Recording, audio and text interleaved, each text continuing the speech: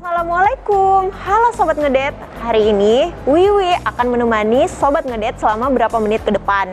Nah, Ngedet saya hari ini ditemenin oleh salah satu orang yang berkompeten di bidang hospitality. Siapakah dia? Saksikan terus Ngedet saya hari ini.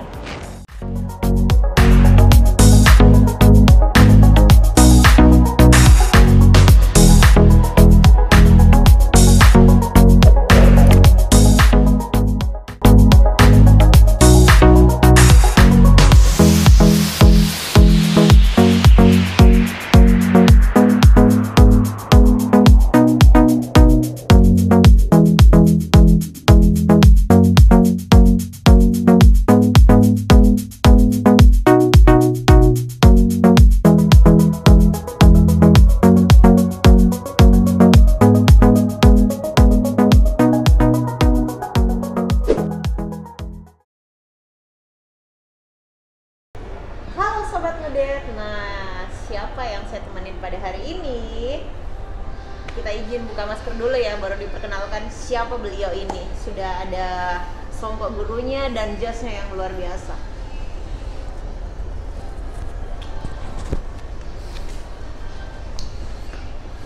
Nah, Ngedet kita hari ini ditemenin oleh Dr. Islahuddin. Beliau adalah ketua jurusan dari jurusan Hospitality Poltekpar Makassar. Benar Pak? Betul.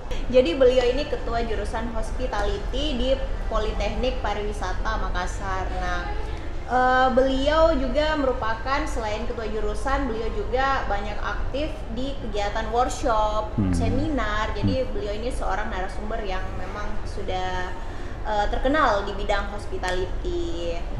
Jadi langsung saja kita bincang-bincang dengan Bapak Islahuddin. Tapi kita minum dulu Pak ya. Boleh. Haus. Ya.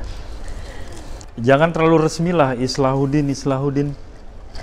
Mending saya panggil Bapak Islahuddin atau Teta Isla. Jadi, Oh ya, saya lebih dikenal dengan nama itu, iya. Teta Isla. Jadi setahu saya memang di Instagram ini Pak Islahuddin ini lebih dikenal dengan nama Teta Isla. Ya kebetulan hari ini Teta kita disponsori dari kue bukan artis. Kuenya sang pisang tahu wah. Oh, Iya. bukan kue artis. Oke. Okay. Iya, kita disponsori oleh Sang Pisang Makassar. Terima kasih ya buat Sang Pisang. Terima kasih. Kalau boleh tahu ini Teta, sejak kapan kita memang tekuni nih bidang hospitality ini? Oke. Ceritanya panjang tapi saya mencoba untuk meringkas gitu ya. Jadi setelah saya tamat sekolah menengah atas, kemudian saya lanjut di Akademi Pariwisata.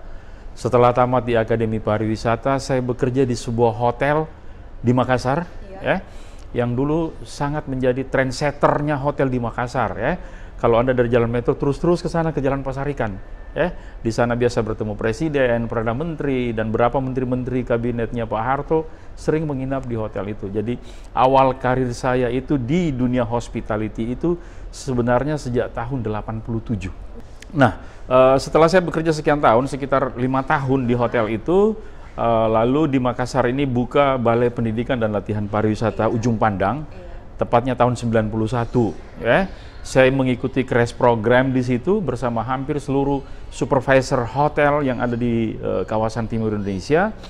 Kemudian tahun 92 saya mulai mengajar ketika sudah menerima mahasiswa yang dari umum, ya. Mengajarlah saya di BPLP, Balai Pendidikan Latihan Pariwisata, mulai tahun 92, kemudian dia berubah nama menjadi Akademi Pariwisata Makassar, dan sekarang menjadi Politeknik Pariwisata. Sekolah ini sekolah negeri, dia di bawah Kementerian Pariwisata dan Ekonomi Kreatif. Jadi bukan sekolah swasta gitu.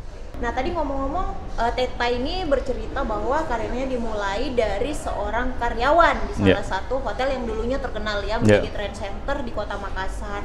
Nah itu kalau boleh tahu karyawannya apa, di bidang apa gitu Teta waktu awal memulai karir di bidang perhotelan? Iya, saya awal karir saya di perhotelan itu saya tukang sapu. Saya tukang sapu, tukang bersih toilet, tukang membersihkan kamar, ya. Semua yang orang katakan pekerjaan kasar, saya lakukan, tetapi dengan hati yang senang, dengan niat tulus untuk melayani orang. Itu intinya kalau Wiwi menyebut apa itu hospitality, ya. Keinginan kita untuk melayani orang yang datang ke kita, ya, orang yang datang ke kita, ini loh, ya, saya layani Anda dengan keramah tamahan, dengan hati yang tulus.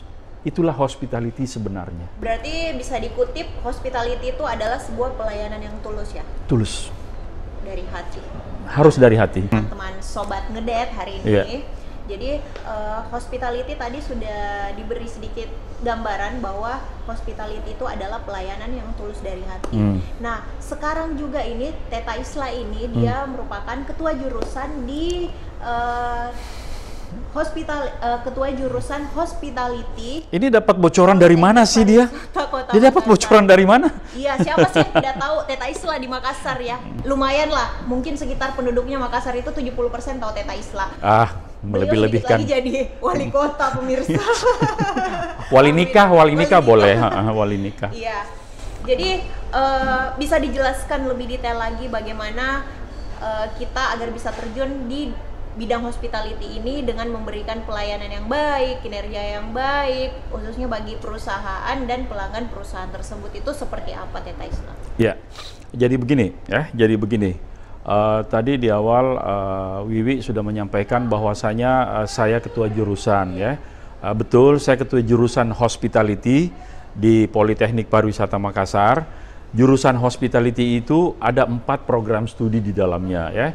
Ada hotel management, ya, ada hotel management atau bahasa Indonesianya pengelolaan perhotelan, ya, ada manajemen tata hidangan, ada manajemen tata boga, dan ada manajemen divisi kamar. Nah, kalau dilihat dari keempat program studi ini, itu pada dasarnya adalah adanya suatu keinginan ketika seseorang telah selesai menempuh pendidikan di keempat jurusan ini atau memilih salah satu program studi, ya, memang ada keinginan untuk membantu orang lain. Ya. Saya belum pernah melihat atau belum pernah bertemu dengan orang-orang yang tidak mau dilayani.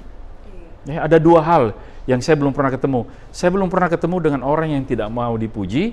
Saya belum pernah ketemu dengan orang yang tidak mau dilayani. Semua orang butuh rekognisi, semua orang butuh untuk dibantu. Karena kita kan makhluk sosial. Nah, di program studi itulah yang mungkin adik-adik kita memilih salah satunya. Insya Allah kita akan bertemu dan kita akan berikan begini loh menjadi seorang insan hospitality. Ya. Insan hospitality itu tidak perlu gagah, tidak perlu cantik. Yang penting enak dilihat dan selalu I'm ready to serve you. Gitu ya. Dan dunia hospitality itu bukan cuma hotel loh, jangan salah. Ya, Anda masuk ke sebuah bank, ya, mulai dari ketika teman-teman security membuka pintu, kemudian mengucapkan selamat pagi Bapak, selamat datang di bank ini, itu sebenarnya sudah hospitality. Karena memberikan pelayanan yang tulus. Betul, ya, menyambut. Kemudian langsung ditanya, Bapak mohon maaf mau kemana? Mau apa? Itu semua hospitality. Jadi hospitality itu hampir ada di semua aspek kehidupan. Mohon maaf, tadi saya lihat menggendong anaknya. Iya. Ya? Melayani keluarga juga ada. Yes, itu hospitality. Melayani ya? Suami. Buat yang jomblo kasihan. Ya, silakan melayani diri sendiri ya.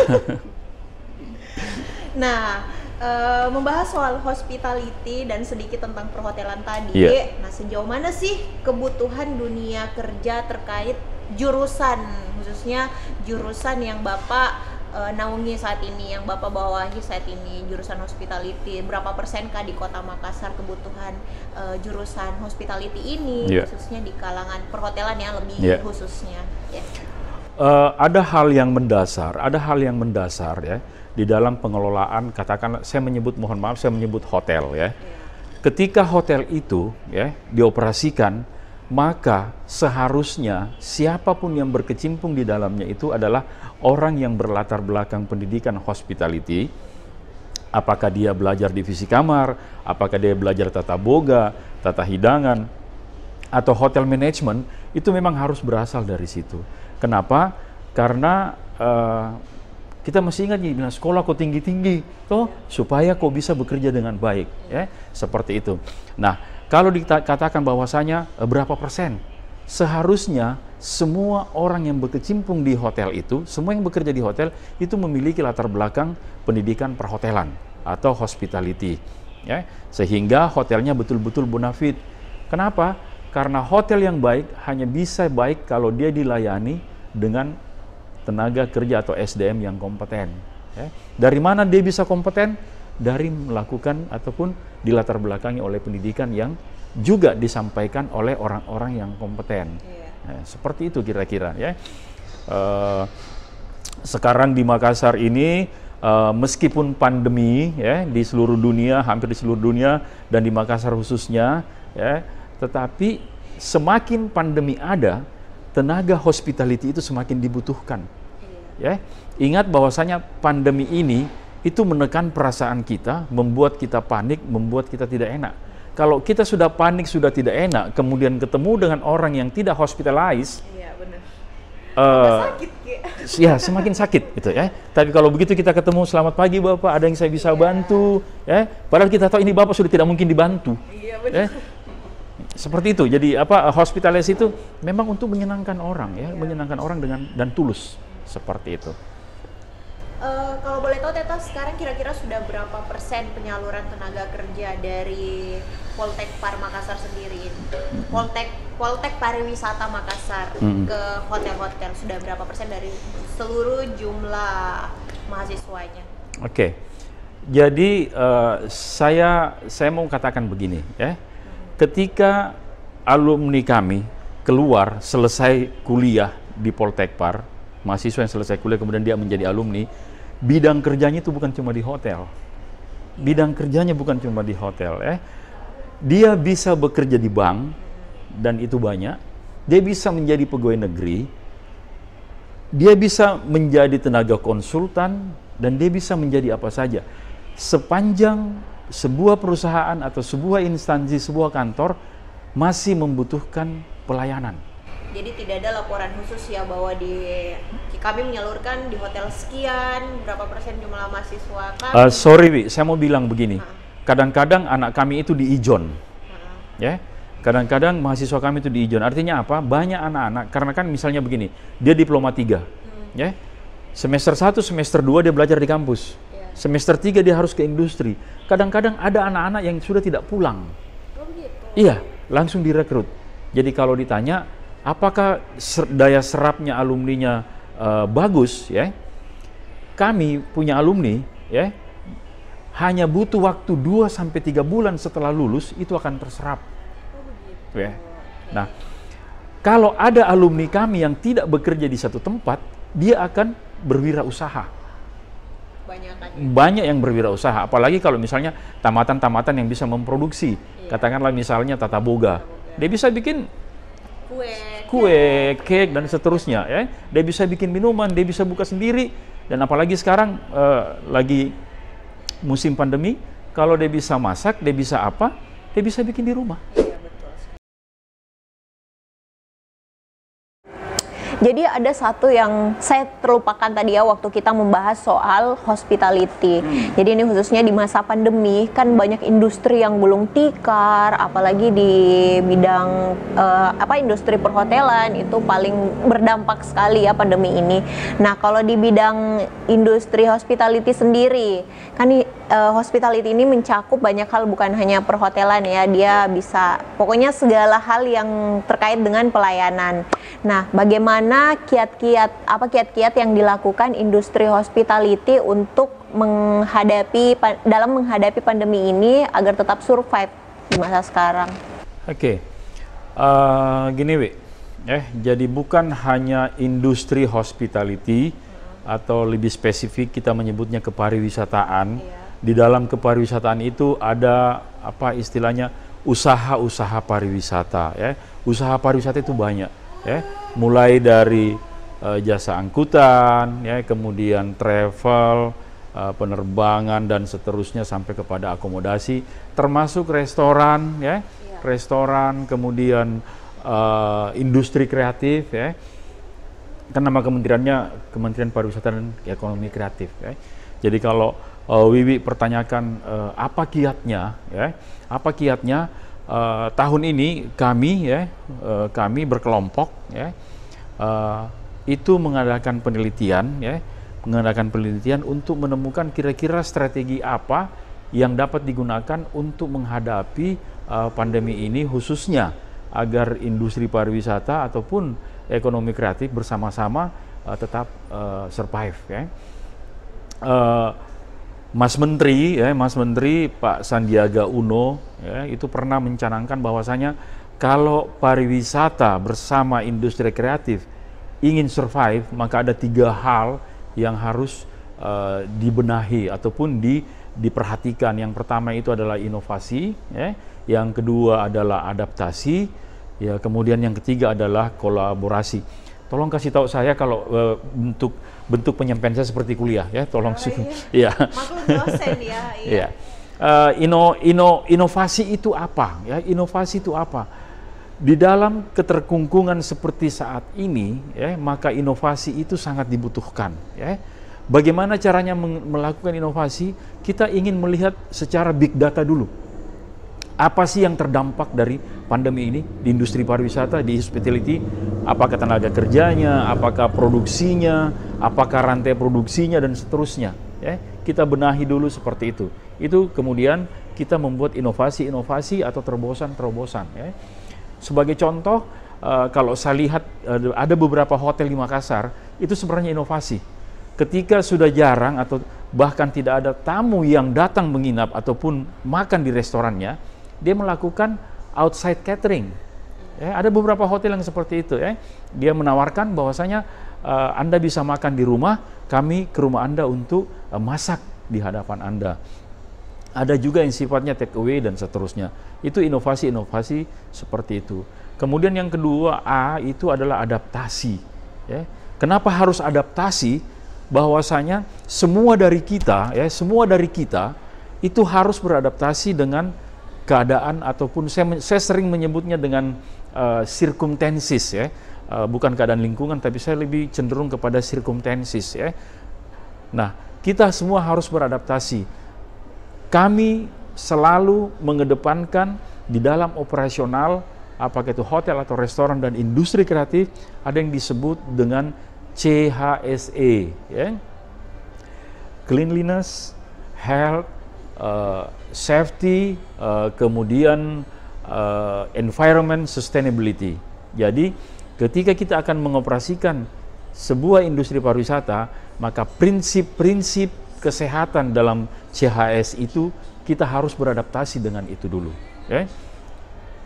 Kemudian setelah itu apa tadi K? Ya, kolaborasi. Tidak ada orang yang bisa hidup tanpa kolaborasi. Ya. Kita upayakan agar industri pariwisata, industri hospitality itu mampu menjalin kolaborasi bukan hanya dengan sesamanya industri pariwisata, tapi juga dengan masyarakat, terutama regulator pemerintah. Ini 3 hal, inovasi, adaptasi, dan kolaborasi, yang merupakan kiat utama dalam membangkitkan kembali industri pariwisata.